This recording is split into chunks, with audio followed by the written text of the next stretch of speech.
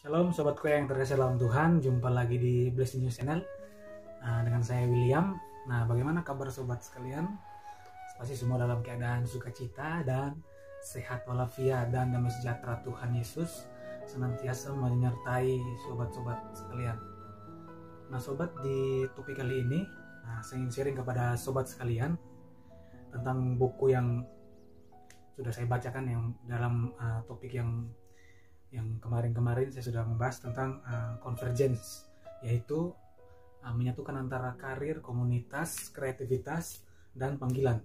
Nah, di topik kali ini sobatku sekalian, saya ingin sharing kepada sobat mengenai penghalang-penghalang convergence ya. Contoh yang pertama yaitu tidak cukup uang.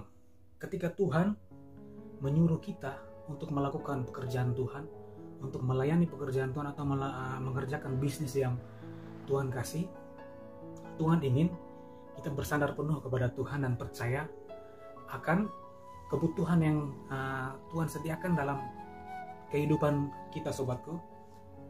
Jadi kita harus berdiri dengan iman, percaya dan taat, dan meminta Tuhan untuk menyediakan apa yang kita perlu ya. Jadi tidak ada alasan untuk kita mencontoh atau kita mempraktikkan iman percaya kita, mau percaya atau mencontoh mujizat yang ada dalam setiap pelayanan kita, dalam setiap bisnis kita, dalam setiap pekerjaan kita, dimanapun, di situasi apapun dan waktu kapanpun, kita harus senantiasa percaya bahwa memang Tuhan menyediakannya dalam setiap kehidupan kita ya. Seperti yang tertulis dalam Lukas pasal 22 ayat yang ke-35 sampai 36. Di situ bunyinya demikian. Lalu ia berkata kepada mereka, artinya kepada murid-murid pada waktu mengikuti Tuhan, ketika aku mengutus kamu dengan tiada membawa pundi-pundi, bekal dan kasut, apakah kamu kekurangan apa-apa? Tuhan bertanya kepada murid-murid. Di ayat yang ke-36b mereka menjawab. Jawab mereka, katanya, suatu pun tidak Tuhan. Tuhan tidak pernah berkata pergilah dan kerjakanlah jika memang ada uang, jika memang ada sesuatu yang akan diberikan kepada murid-murid atau kepada kita di zaman sekarang ini. Tetapi Tuhan mau agar kita tetap taat dan percaya bahwa memang Tuhan akan menyediakannya dalam setiap kehidupan kita sobat ya.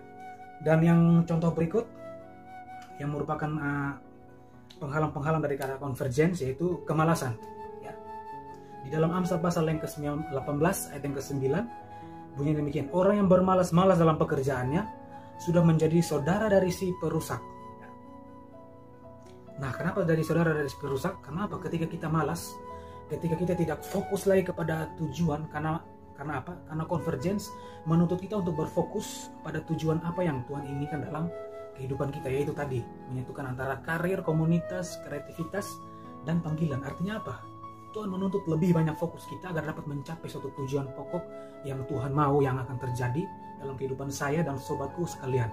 Banyak hal yang kita kerjakan yang menurut kita baik ya kan, tapi kadang Tuhan menuntut kita tuh berfokus karena apa? Ada sesuatu yang besar yang nanti akan diberikan, yang akan kita terima dalam kehidupan kita ketika kita benar-benar sungguh-sungguh menjalani convergence ini. Dan contoh yang ketiga ya, ini sangat-sangat memberkati sekali ya. Di dalam contoh yang ketiga dalam Lukas pasal yang ke-9 ayat yang ke-59 sampai 60, di situ berkata ya, firman Tuhan berkata, lalu ia berkata kepada seorang lain, ikutlah aku ya. Tapi orang itu berkata, izinkanlah aku pergi dahulu menguburkan bapakku. Tetapi Yesus berkata kepadanya, biarlah orang mati menguburkan orang mati, tetapi engkau pergilah dan beritakanlah kerajaan Allah di mana-mana ya. Yang Tuhan ingin dalam ketika Tuhan berbicara kepada murid yang waktu itu mengikut Tuhan Yesus dan murid-murid yang lain, dia berkata ketika Tuhan, ikutlah aku. Tetapi ada satu murid yang berkata, Tuhan biarlah saya pamit dulu untuk menguburkan ayahku, katanya. Tetapi Tuhan membalas ya, biarkanlah orang mati menguburkan orang mati ya. Yang Yesus ingin kita tuh mengerjakan apa yang merupakan bagian penting dalam kehidupan kita ya, yaitu apa? Panggilan yang Tuhan kasih dalam kehidupan kita ya.